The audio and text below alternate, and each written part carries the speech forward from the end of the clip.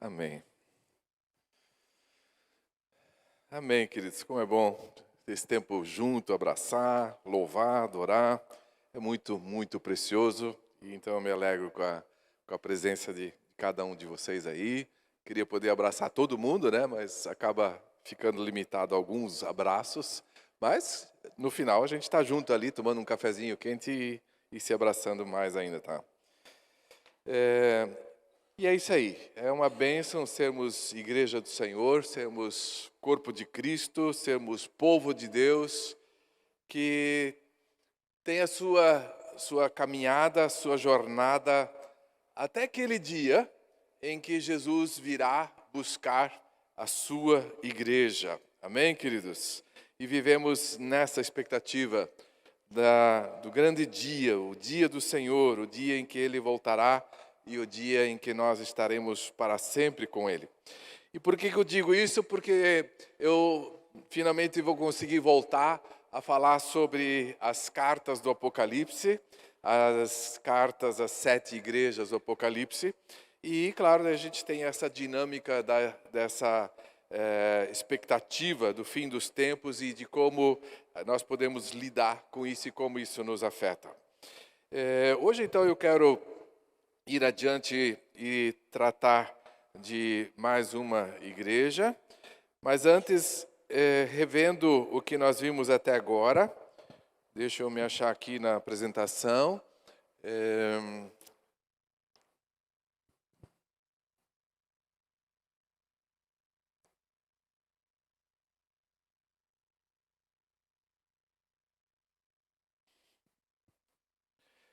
Até agora nós vimos as 3 primeiras igrejas, né, com as suas ênfases, com os seus destaques. Então vimos a igreja de Éfeso, uma ênfase sobre a questão do amor, na verdade uma volta ao amor.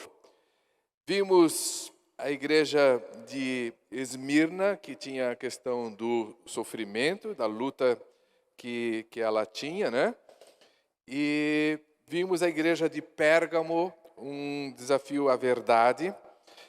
E tem um mapa também, acho que eu pulei esse mapa, lembrando da geografia da época e de por que talvez essa sequência das cartas como elas estão em Apocalipse capítulo 2.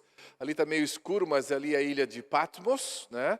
E aí a primeira cidade maior no continente é a cidade de Éfeso, e depois segue ao norte Esmirna, e mais ao norte ainda Pérgamo, e depois começa a entrar no continente. E nós estamos falando da Ásia Menor, da Ásia daquela época, né, que hoje é a Turquia, né, o lado mais ocidental, o lado mais oeste da Turquia. E é lá onde é que estão situados esses lugares aos quais as cartas foram escritas, né? Então nós temos essa realidade. E como eu disse, então, cada carta tem uma ênfase, claro, pode-se tirar outras coisas também. E hoje, então, vamos para Tiatira e ver o que o Senhor fala a essa igreja e como isso fala conosco hoje. Por isso, vamos a Apocalipse capítulo 2, versículo 18 até o final, né? Até o versículo 29. Pode acompanhar ou na sua Bíblia, ou então na tela ali. Diz assim, Apocalipse 2:8, ao anjo da igreja em Tiatira escreve, estas são as palavras do Filho de Deus, cujos olhos são como chama de fogo e os pés como bronze reluzente. Conheço as suas obras, o seu amor, a sua fé, o seu serviço e a sua perseverança, e sei que você está fazendo mais agora do que no princípio. No entanto, contra você tenho isto. Você tolera Jezabel, aquela mulher que se diz profetiza. Com seus ensinos, ela induz os meus servos à imoralidade sexual e a comerem alimentos sacrificados aos ídolos. Dei-lhe tempo para que se arrependesse da sua imoralidade sexual, mas ela não quer se arrepender. Por isso vou fazê-la adoecer e trarei grande sofrimento aos que cometem adultério com ela, a não ser que se arrependam das obras que ela pratica. Matarei os filhos dessa mulher. Então todas as igrejas saberão que eu sou aquele que sonda mentes e corações, e retribuirei a cada um de vocês de acordo com as suas obras. Aos demais que estão em Tiatira, a vocês que não seguem a doutrina dela e não aprenderam, como eles dizem, os profundos segredos de Satanás, digo: não porei outra carga sobre vocês, tão somente apeguem-se com firmeza ao que vocês têm, até que eu venha. Aquele que vencer e fizer a minha vontade, até o fim darei autoridade sobre as nações. Ele as governará com cetro de ferro e as despedaçará como a um vaso de barro. Eu lhe darei a mesma autoridade que recebi de meu Pai. Também lhe darei a estrela da manhã. Aquele que tem ouvidos, ouça o que o Espírito diz às igrejas. Pai querido, muito obrigado por essa palavra. Mais uma palavra do Apocalipse, às vezes um tanto enigmática, com alguns segredos, algumas dificuldades de interpretação, mas ela fala a todos nós de uma forma muito clara também, Senhor. E que nessa noite, pelo Teu Espírito, Tu estejas falando a cada um de nós de uma forma impactante, de uma forma que realmente mexa conosco, de uma forma que nos leve a andarmos mais próximos e mais íntimos de Ti, Senhor, porque nós sabemos que é isso que Tu queres. Tu queres uma igreja que ande contigo, porque Tu andas no meio das igrejas e nós queremos Te ver andando conosco também. Por isso, vem nos conduzir nessa reflexão agora, abre o nosso entendimento, nossos corações para aquilo que Tu tens para nós hoje, em nome de Jesus. Amém? Amém, queridos? Então, adiante essa igreja em Tiatira. Nós vimos as primeiras 3 cartas, elas meio que formam um grupo de cartas, e as últimas 4 cartas formam esse segundo grupo. E nós temos essa carta, então, à igreja na cidade de Tiatira. É interessante que em Atos capítulo 16, versículo 14, quando Paulo chega à igreja, à cidade de Filipos, para começar um trabalho lá, ele encontra Lídia, e Lídia era uma comerciante de tecidos que tinha vindo de Tiatira, a sua cidade natal, a sua cidade era Tiatira.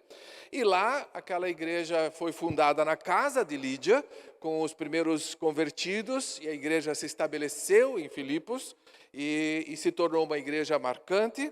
E pelo que tudo indica, Lídia voltou à sua cidade, Tiatira, e é bem provável que a igreja em Tiatira tenha começado a partir de Lídia, de novo, na sua casa, sendo uma evangelista. Não temos informações precisas sobre isso, mas é o que alguns comentários indicam. Então, muito marcante essa ligação de Tiatira com Lídia, e Atos capítulo 16, versículo 14, onde isso é mencionado. A cidade de Tiatira tinha sido destruída por um terremoto anos antes, talvez um pouquinho alguns anos antes de Cristo já. O Império Romano então reconstruiu essa cidade com muito investimento, e então falou-se sobre Tiatira, aquela que era fraca tornada forte, aquela que era fraca que se tornou forte.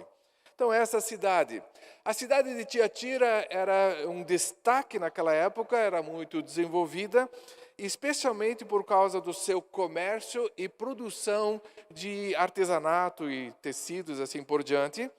E esses comerciantes que trabalhavam nesses diferentes tipos de produção também, e faziam suas vendas, esses comerciantes se agrupavam em pequenas associações, chamadas também de guildas, que eram tipo uma associação comercial, um grupo de empreendedores que tinham o seu trabalho em comum, e então se encontravam, se reuniam, discutiam como podiam melhorar os seus negócios, como poderiam se desenvolver melhor.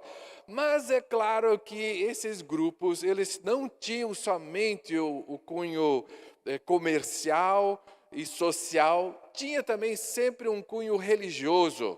Nos seus encontros, eles também tinham a parte religiosa, que era, então, a adoração a outros deuses, a ídolos, e as implicações que isso tinha. Provavelmente é por isso que aqui fala da Jezabel, que leva as pessoas, ali no versículo 20, diz ali, a praticarem a imoralidade sexual e a comerem alimentos sacrificados aos ídolos. Ao que tudo indica, nesses encontros dessas guildas, dessas associações comerciais, desses grupos, havia também essa questão da idolatria, imoralidade sexual e então a idolatria com alimentos sacrificados a ídolos.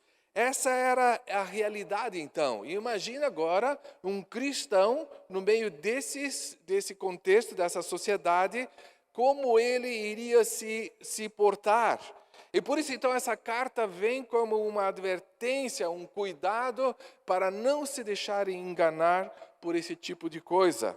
E a ênfase, então, dessa carta a Tiatira é a ênfase da volta à santidade. Volte à santidade, abandone a imoralidade. É interessante que Jesus ele faz um reconhecimento extraordinário da vida dessa igreja, das suas atividades. Versículo 19, conheço as suas obras, o seu amor, a sua fé, o seu serviço, a sua perseverança, e sei que você está fazendo mais agora do que no princípio. Versículo 20, no entanto, contra você eu tenho isso. Então, de nada adianta ter todas essas atividades extraordinárias, quando na realidade tem problemas sérios a serem tratados. Versículo 20, então diz, você tolera Jezabel, aquela mulher que se diz profetiza, e versículo 20 ainda, né, ela que induz os meus servos à imoralidade sexual e a comerem alimentos sacrificados aos ídolos. Então, essa questão da idolatria e da imoralidade sexual. Ou seja, é um chamado à santidade. Volte à santidade. Talvez você pense assim, eu não tenho nada a ver com isso, eu não pratico imoralidade sexual, também não como chouriço, quer dizer, essas linguiças com sangue, né? Não sou dessas coisas, então fecha tudo aqui e para mim não tem mais nada. Mas eu quero te desafiar, meu irmão, minha irmã, querido ouvinte, a prestar atenção naquilo que o Senhor quer chamar a sua atenção. Aquilo que nós precisamos considerar na perspectiva de uma volta à santidade. Como é que está a nossa santidade? Começar eu refletir quero compartilhar com vocês essa reflexão sobre a motivação para a santidade. E a motivação para a santidade precisa ser o Senhor Jesus Cristo. Jesus, como em todas as outras cartas, se apresenta a essa igreja, mas é incrível como ele faz isso. Versículo 18, ao anjo da igreja em Tiatira escreve, essas são as palavras do Filho de Deus, cujos olhos são como chama de fogo e os pés como bronze reluzente. Essa imagem aponta para uma autoridade, e o texto, a carta fala muito de autoridade, vai terminar com essa ênfase na autoridade, mas aqui Jesus se apresenta como autoridade, e uma autoridade de um juiz. Jesus, ele é juiz sobre o seu povo, sobre a sua igreja. Ele está à direita de Deus Pai Todo-Poderoso, é nosso advogado, mas no dia do julgamento, ele será juiz para julgar todos os povos. Então nós temos que olhar para Jesus também como aquele que já pagou o preço por nós, mas um dia estará no trono de julgamento sobre todos os povos.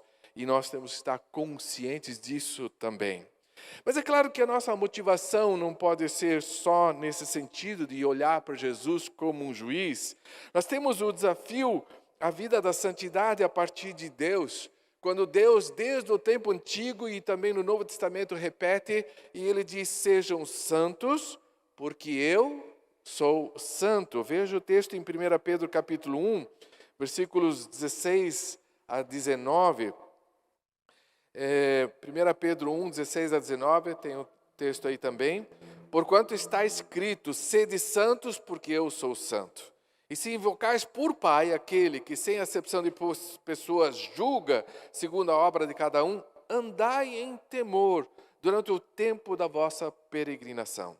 Sabendo que não foi com coisas corruptíveis como prata ou ouro que fostes resgatados da vossa vã maneira de viver, que por tradição recebeste dos vossos pais, mas com o precioso sangue de Cristo, como de um cordeiro imaculado e incontaminado. Então, aqui nós temos o desafio da parte de Deus de aceitarmos o desafio da santidade, em que Ele se apresenta como santo e quer que nós sejamos santos também. Então, a nossa motivação para a santidade tem que ser olhar diretamente para Deus e que Ele nos motive, Ele nos leve a essa vida de santidade. A motivação para a santidade não pode ser o nosso ativismo, né? Ou desculpa para a nossa santidade não pode ser o nosso ativismo. Como já vimos no versículo 19, né? Jesus destaca essa igreja por tanta coisa que ela faz, né? Conheço as suas obras, seu amor, sua fé, seu serviço, perseverança, e que você está fazendo mais agora do que no princípio. Nós vemos nessa igreja um amor em ação, fala de amor, fala de obras, fala de serviço. Então é um amor prático, um amor colocado em ação. Nós vemos uma fé perseverança, né? Diz ali, eu vejo a sua fé, e mais adiante vejo a sua perseverança. Então não é um oba-oba, né? É uma igreja perseverante. E vemos nessa igreja um crescimento também, porque diz ali, você está fazendo mais agora do que no princípio, ou seja, você está crescendo nessa atividade. Mas, versículo seguinte, então diz, no entanto, contra você tenho isso.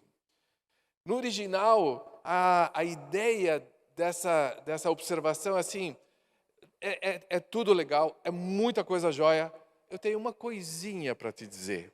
Mas essa coisinha, ela é colocada de uma forma irônica, porque então vem essa advertência tão séria, né, sobre a questão da santidade, sobre qual era o problema real dessa igreja, o que estava acontecendo. E aí, então, encontramos o real problema dessa igreja. Versículo 20 diz, você tolera Jezabel. Você tolera Jezabel. Você faz muita coisa, você é destacado, você tem tanta coisa bonita para apresentar, mas o que estraga isso é que você tolera Jezabel. Então, é claro que o mal, ele nos cerca como igreja, cercava essa igreja, como já falei. É claro que nós somos humanos e somos falhos, estamos sujeitos a erros, mas o erro, o mal, ele não pode ser tolerado. Ele acontece sim no nosso meio, e não vamos nos iludir, ele acontece na minha vida, mas eu não posso tolerá-lo. E aqui então, quem é essa mulher? Quem é Jezabel? Nós não temos certeza que de fato havia lá uma mulher com CPF e com o nome Jezabel, mas é alusivo à situação do Antigo Testamento da esposa do rei Acabe. Em 1 Reis capítulo 16 e 17 e 18, os próximos capítulos, temos muito sobre Acabe e Jezabel no Antigo Testamento, muita descrição. E aí nós temos esse contexto daquele Antigo Testamento trazido para agora, e isso é importante a gente reparar. 1 Reis, capítulo 16, versículo 30, diz, e fez Acabe, filho de um rio, que era mau aos olhos do Senhor, mais do que todos os que foram antes dele. Ou seja, Acabe era campeão da maldade, né? Ele fez mais mal do que todos os que foram antes dele. Então, o cara era ruim mesmo. Mas nós vemos na história que basicamente ele era ruim assim por causa de Jezabel. Ele era muito influenciado por Jezabel, sua esposa. E aqui nós então temos essa alusão a essa realidade de uma influência terrível que essa mulher exercia nessa igreja. Ali o versículo 20 vai descrevendo essa mulher que se diz profetiza. Então, nós sabemos desse dom importante na vida da igreja. Nós sabemos que Efésios capítulo 4, versículo 11 diz que ele instituiu apóstolos, profetas. Quem institui profetas na igreja é Jesus, ele é o Senhor da igreja. E Efésios capítulo 4 deixa muito claro que é Jesus que institui isso na igreja, e não tem como alguém se levantar e se dizer profetiza, se colocar como profetiza. Cadê o reconhecimento da igreja em relação a isso? E, gente, isso é muito importante. Todo ministério na igreja precisa ter o reconhecimento da igreja. Você tem seus dons, você precisa ter espaço para exercer seus dons, mas precisa andar em sintonia, em harmonia com a igreja. E não adianta alguém se dizer qualquer coisa quando não há o reconhecimento da própria igreja e do Senhor para isso. Ela se diz profetiza. E versículo 20 ainda diz, e com os seus ensinos, ela induz muitos servos à imoralidade. Então, ela exercia um ministério de ensino muito forte na igreja. E com esse ensino, induzia os servos.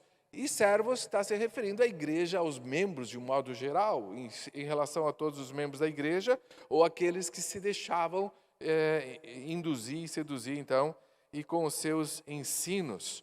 Por isso, de novo, um alerta importante para nós nos dias de hoje. Cuidado com os ensinos que vêm por aí, né?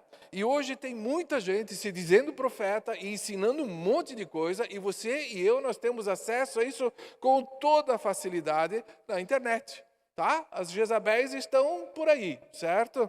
E nós precisamos ficar ligados e prestar atenção. Que tipo de ensino vem sendo trazido para a igreja do Senhor?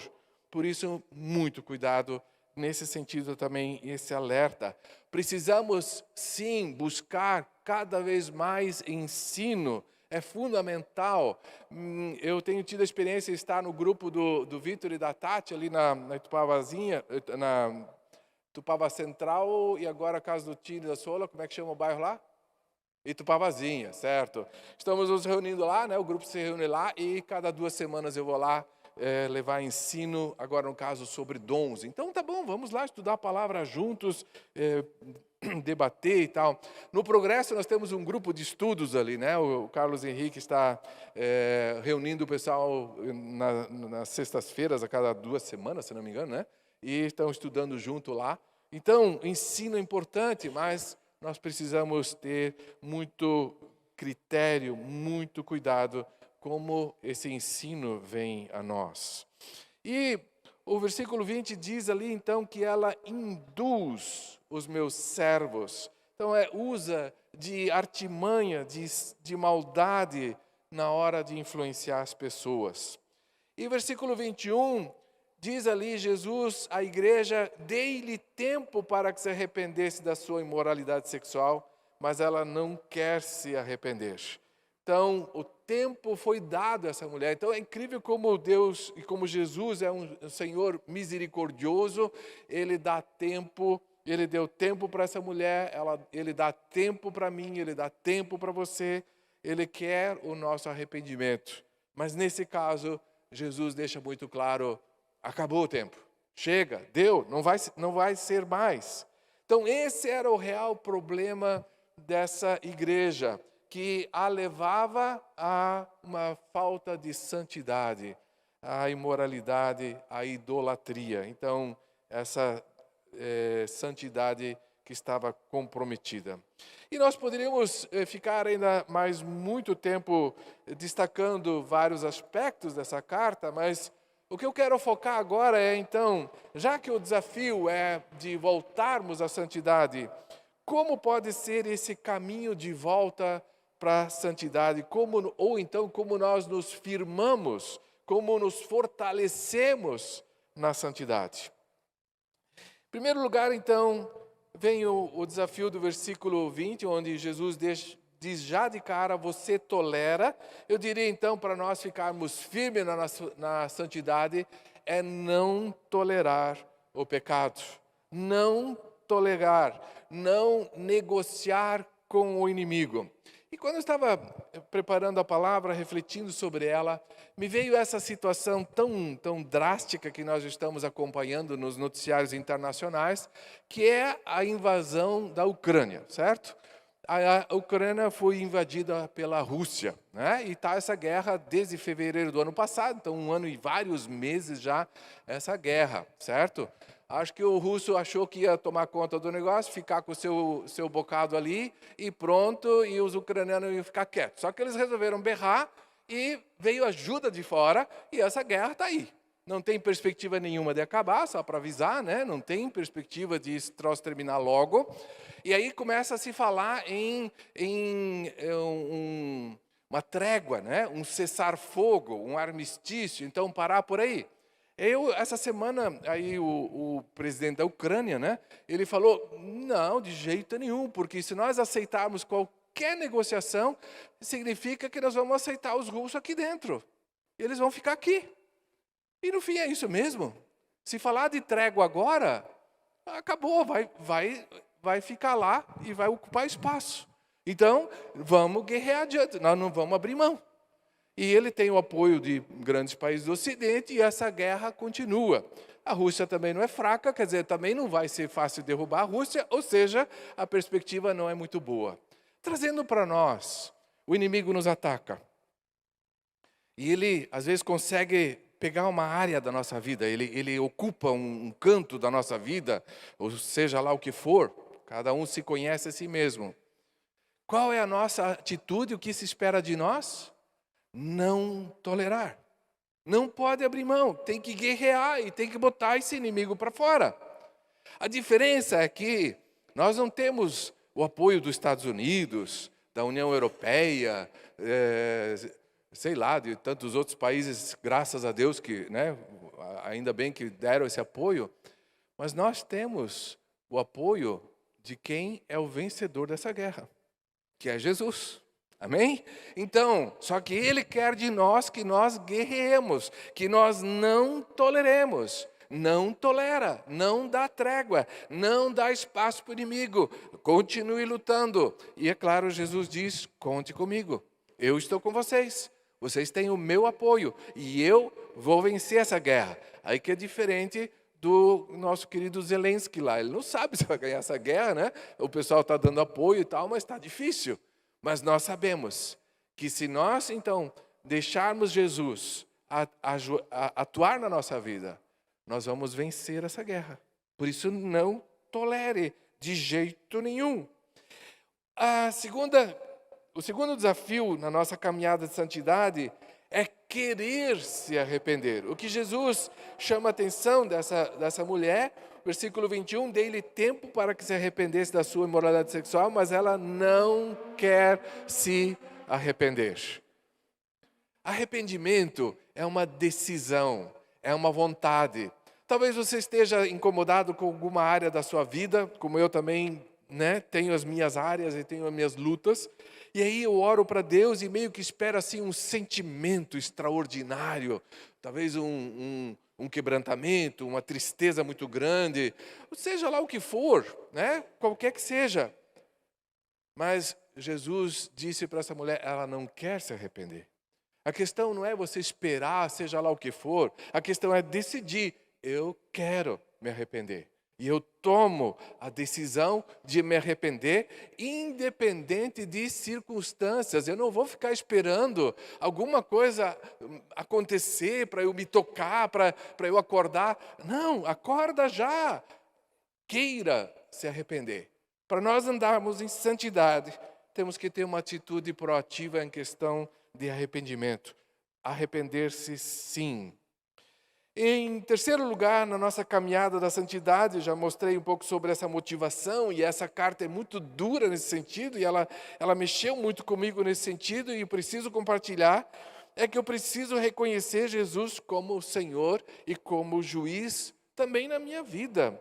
No versículo 23, a palavra de Jesus é muito séria, muito dura. Matarei os filhos dessa mulher. O significado disso é que não que essa mulher tivesse um monte de filho, e aí Jesus agora vai entrar e matar os filhos, mas aqui filho significa aqueles que seguem o seu exemplo, que praticam as obras que ela ensina, e ou seja, estão juntos com ela nessa caminhada. Então vem uma afirmação dura, duríssima, né? Matarei os filhos dessa mulher, ou seja, os seguidores dela. Eu vou entrar com juízo, algo extremamente drástico.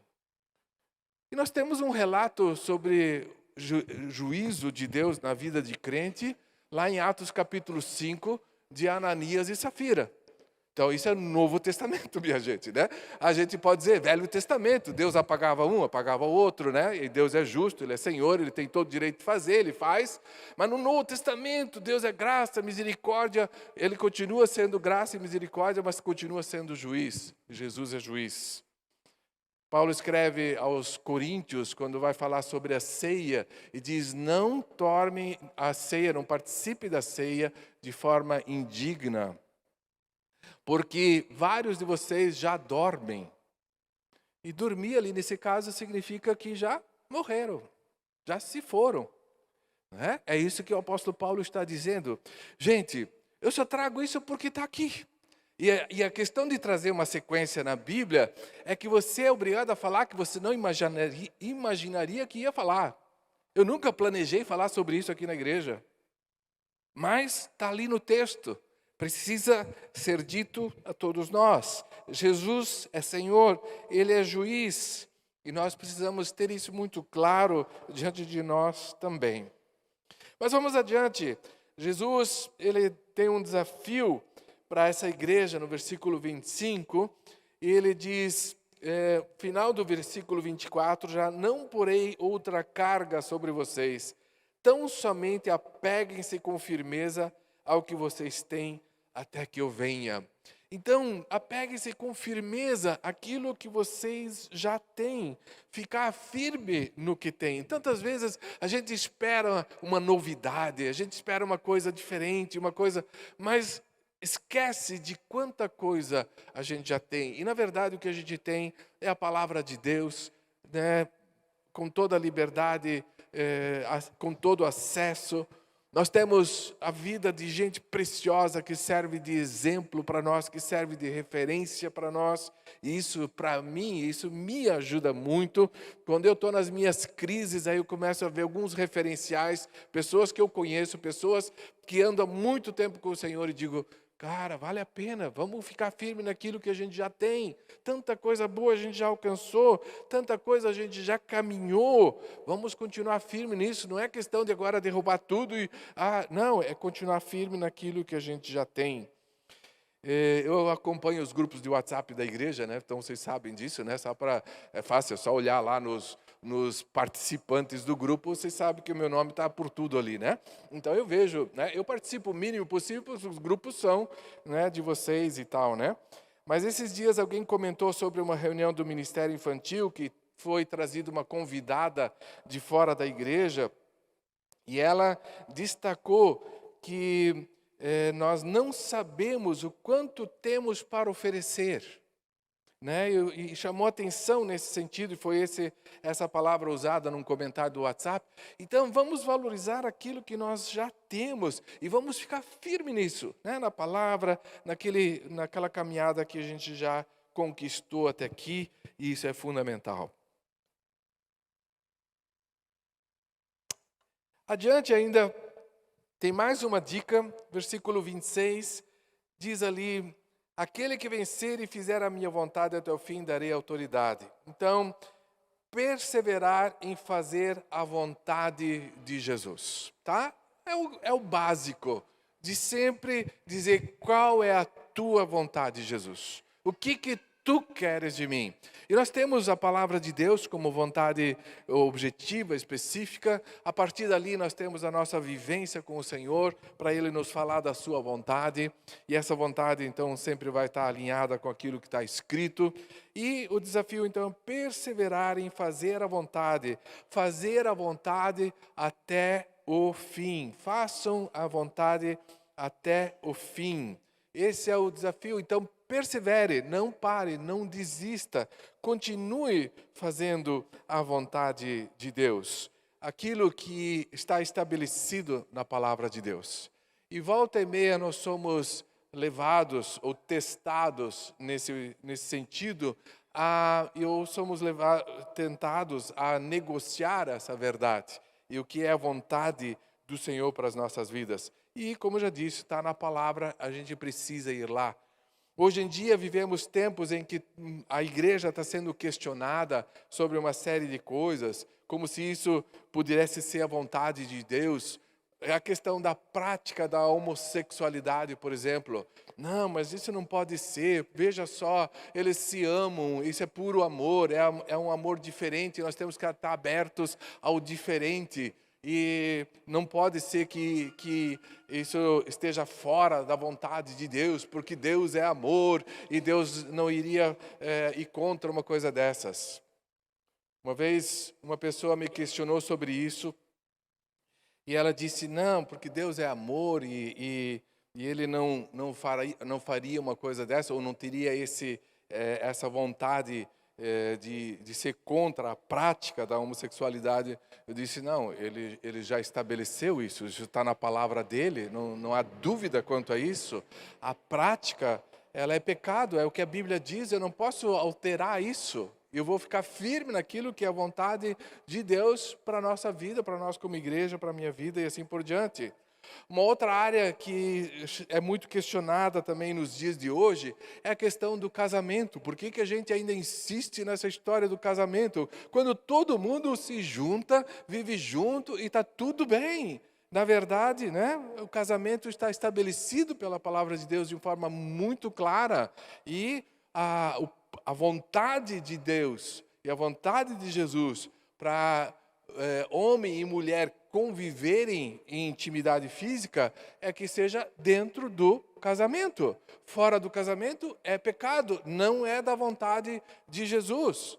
Por isso essa advertência, né? Persevere em fazer a vontade de Jesus. Aquilo que de fato é a vontade de Jesus. Então, vamos continuar firmes nessa caminhada, entender o que é a vontade de Jesus e perseverar.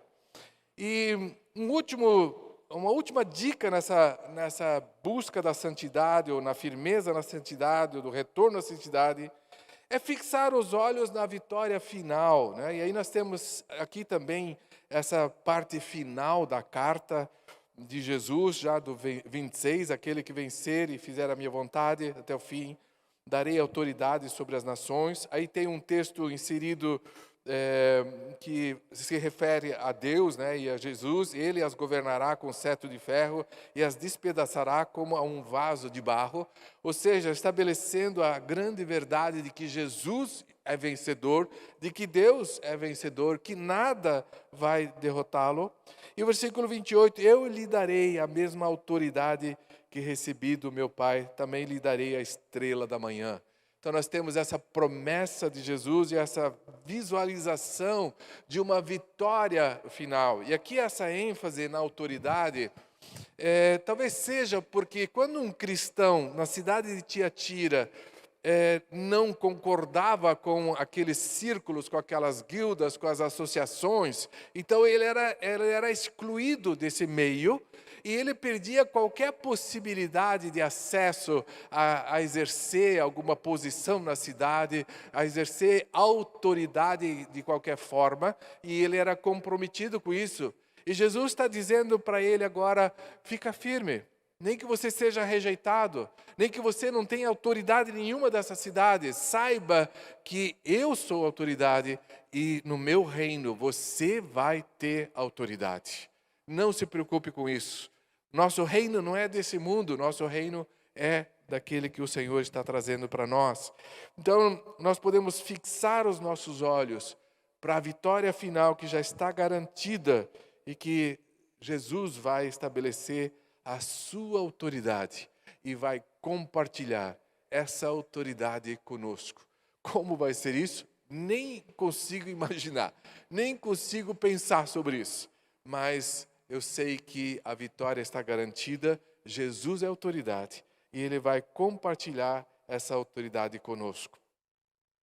Então esse é o desafio de voltarmos à santidade, ou de ficarmos firmes na santidade.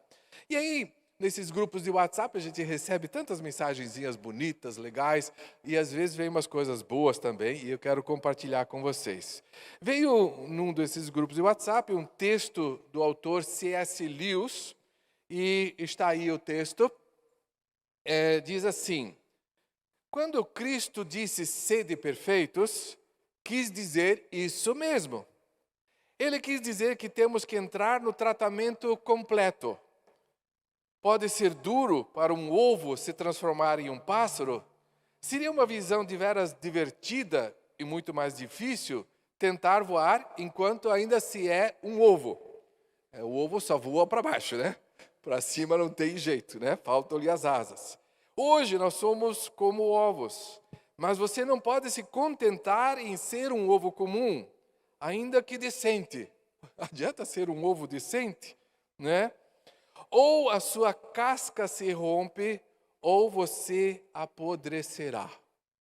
Que interessante, né? Ou a casca se rompe e você tem a possibilidade de se tornar num pássaro e sair voando por aí, ou vai apodrecer.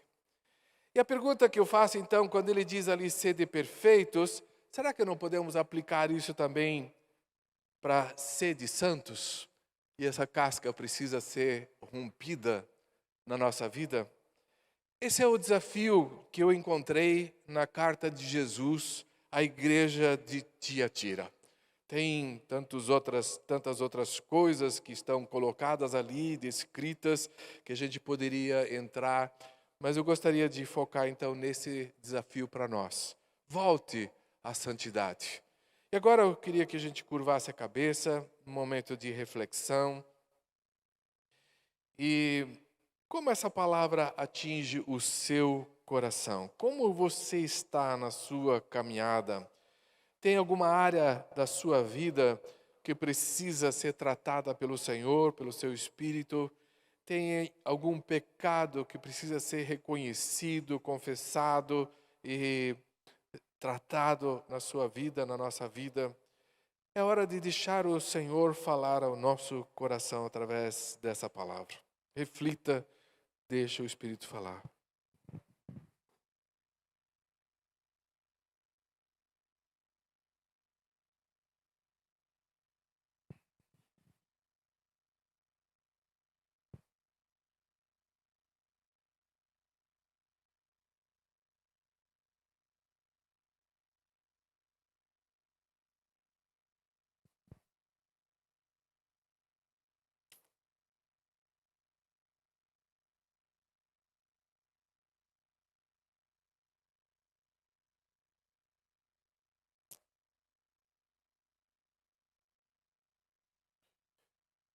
Senhor Jesus, nós te agradecemos que tu nos amas e que tu falas ao nosso coração.